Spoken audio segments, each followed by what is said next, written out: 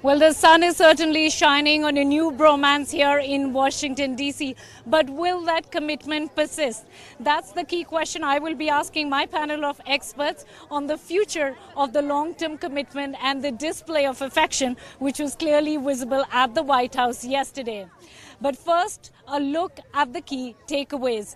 Let's pull up the Indian winning points here, not just in the physical demonstration, but in terms of actual deliverables. I think terrorism was the strongest message, particularly the mention of Pakistan, not spoken about so extensively in previous joint statements. India is taking that as a shot in arm that the US is aligning itself closer to the message that Pakistan is hosting terrorists in their territory. The second big win for India was seen in the messaging of State Department's branding of Sayyid Salahuddin, the Hizbul Mujahideen leader, as a global terrorist. Not for the designation, because those don't seem to affect any, and we've seen plenty of experience in the past, but the fact that they are aligning themselves closer with India's position on Kashmir. Is that a credence, a signal given to India's moral authority? And then again, the defense deals for India will be touted as a closer tie, as a major non-NATO ally in the region. And then finally, going forward, what India will do with that Indo-Pacific deal as well.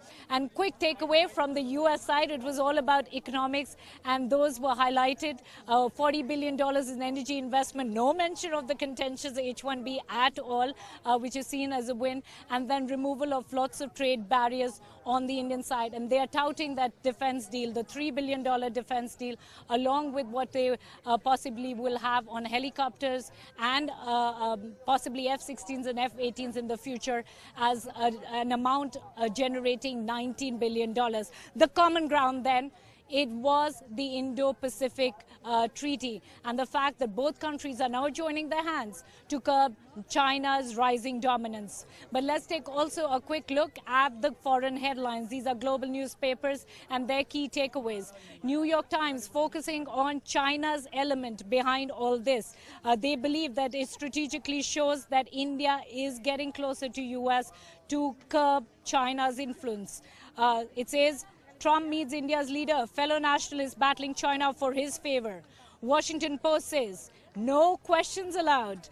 Trump hails democratic bonds with India's Modi while ignoring the press corps, which was unusual, but both did mention their social media outreach. And Wall Street Journal says Trump and Indian Prime Minister Modi move to bridge divisions. So that was the key takeaway. And finally, a look at the lighter part of the meet, which was hugs. And there's been plenty of discussions whether those hugs and handshakes were indicative of not just physical demonstration, but the fact that Modi is projecting himself to be close on familiar territory with an unpredictable new leader in town. But let's get analysis on all those subjects. There's plenty of discussion to do with my expert panelists. Aparna Pandey at Hudson Institute is a known South Asian veteran, also the author of a book. Congratulations, Chanakya to Modi. Looking forward to that one.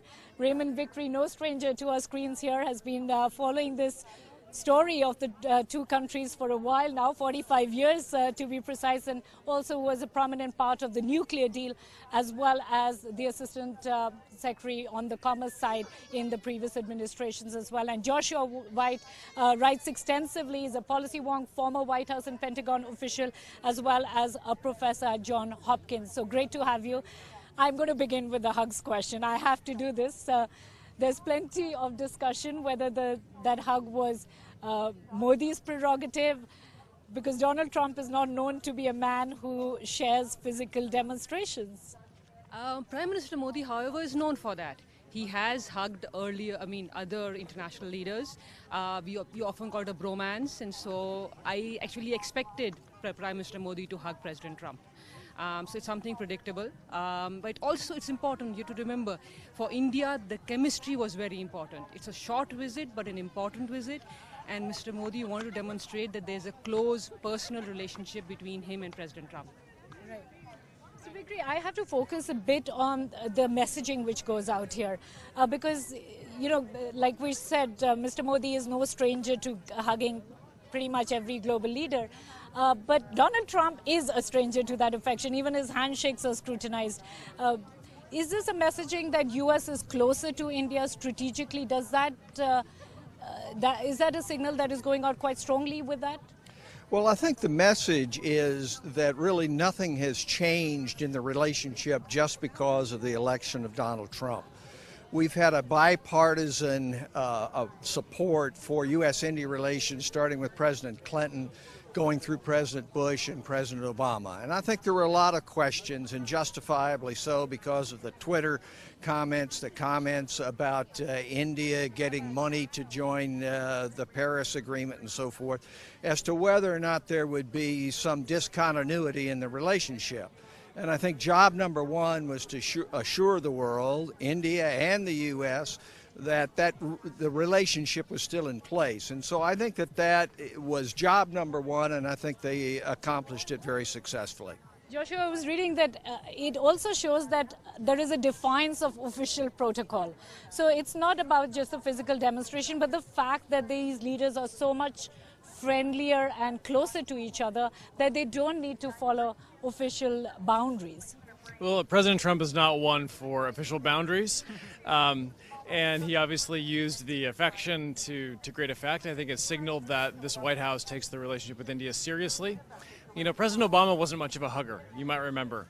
But he built an important relationship with Prime Minister Modi on the basis of shared conversation. They talked about the U.S.-India relationship, but more importantly, they talked about the world. They talked about climate and security and counterterrorism. That's the kind of breadth of relationship that President Trump needs to try to forge with Modi, building on the hugs to find a sort of broader worldview to consult about. Right. I have to focus on India's big takeaways. And Aparna, if you can talk about the issue of Pakistan here, the fact that it's been specifically mentioned in joint statement, is it radically different or is it just lip service?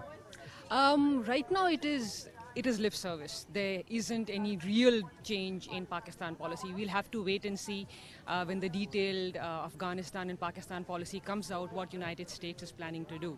However, the fact that President Trump thanked India for Afghanistan and mentioned that both countries are working to fight terrorism and that India is a true friend is a win for India.